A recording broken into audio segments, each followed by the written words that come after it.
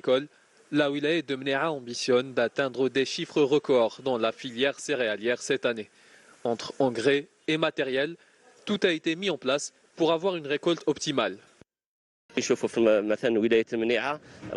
Mnéa, de nombreuses exploitations agricoles, même si elles sont éloignées, ont été raccordées au réseau électrique, ce qui a facilité le travail des agriculteurs et a encouragé les investisseurs à étendre les surfaces agricoles destinées à la céréaliculture. Tout le monde fait de son mieux pour atteindre l'autosuffisance, que ce soit les investissements agricoles ou les petits agriculteurs. De leur côté, les responsables du secteur ont mis en place une stratégie afin de garantir la réussite de cette saison et faire du Grand Sud un pôle agricole par excellence. Alhamdoulilah, nous avons eu une bonne récolte cette saison. Nous avons suivi tout le processus de production depuis la plantation jusqu'à la fin. Les engrais étaient disponibles et les agriculteurs ont fait du bon travail. Atteindre les 850 000 quintaux n'a pas été chose facile. On espère avoir une meilleure récolte la saison prochaine. Une fois récoltées, les céréales collectées ici sont ensuite transformées et transportées vers les wilayas du nord du pays. Notre travail est entre autres de recevoir la récolte. Les graines sont pesées puis transférées directement vers une station de triage des semences. Concernant la consommation, il y a des véhicules dédiés à la réception et au transport des graines. Nous collectons entre 10 000 et 15 000 quintaux par jour que nous envoyons ensuite vers les wilayas limitrophes.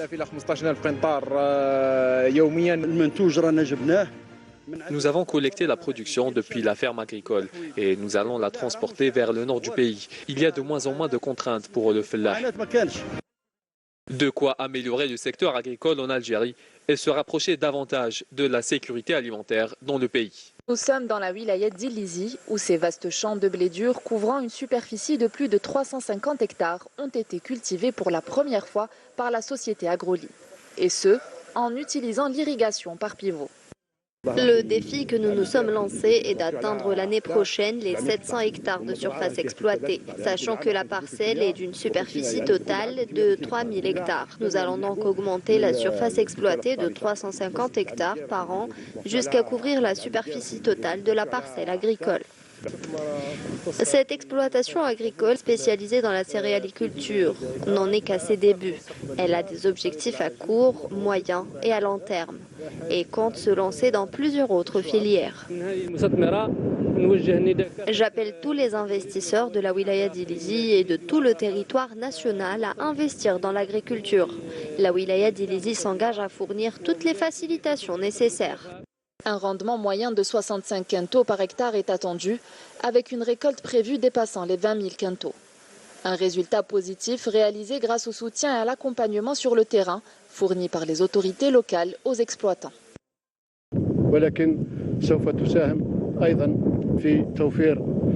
À la faveur de ces résultats positifs, la wilaya d'Ilizi jouera un rôle majeur dans la réalisation de la sécurité alimentaire du pays.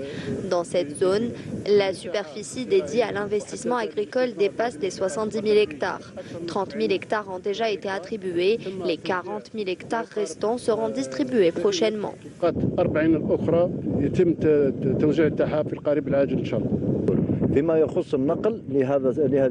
La coopérative des céréales et des légumes secs a mobilisé un nombre suffisant de camions destinés au transport de l'intégralité de la récolte de la wilaya d'Ilizi vers la wilaya de Ouergla. Grâce à un sol fertile et à une abondance d'eau souterraine, cette première expérience fut un véritable succès. La région de Rodnos est bien partie pour devenir un pôle d'excellence en matière de culture stratégique dans l'extrême sud du pays. Montchenois, dans la localité de Sidi Moussa à Tipaza, la plasticulture s'étend sur une large superficie. Des chapelles à perte de vue ou des cultures maraîchères, diverses variétés confondues, sont arrivées à maturation. Mais le produit phare de l'exploitation Sidi Lardar demeure sans conteste la tomate, principale activité du maraîchage. La culture de la tomate occupe la plus grande place sous serre sur notre parcelle de terrain. On a effectué un investissement lourd dans un bassin géomembrane d'une capacité de 16 000 mètres cubes pour assurer l'irrigation au fil de l'eau. En 2017, j'ai tenté l'expérience de l'exportation vers la France et le Qatar avec des quantités de tomates, de poivrons et de fraises. On en a tiré des enseignements à prendre en considération pour d'autres opérations d'export. C'est la tomate de la variété Satka d'un rendement moyen de 400 quintaux par hectare. Ça nécessite certes un entretien quotidien des plus minutieux, mais les efforts sont payants et le résultat est on ne peut plus satisfaisant. On maintient le sol d'ailleurs grâce aux cultures intercalaires pour éviter toutes sortes de parasites ou de maladies. Grâce à une maîtrise parfaite des techniques culturales et aux actions de vulgarisation et suivi technique par les services concernés, les superficies dédiées à cette culture sont en nette progression. Pour la conduite en sous-serre, pour cette campagne 2023-2024, on a réalisé environ 500 hectares. Tandis que le plein champ, sur les trois tranches qui sont l'arrière-saison, primeur et saison, on a réalisé à peu près 2000 hectares. Ce qui fait en total une superficie de 2500 hectares réservée uniquement pour la tomate. Les estimations de la production pour cette année sont très prometteuses. On comptabilise pour l'instant une évolution de 20 à 30% du point de vue superficie et aussi du point de vue production. D'agriculture en collaboration avec la DSA et les instituts techniques accompagnent l'agriculteur, organise des journées de sensibilisation et de vulgarisation au niveau de la Chambre pour l'accompagnement des agriculteurs, notamment des maraîchers, des agriculteurs en plasticulture, différentes cultures.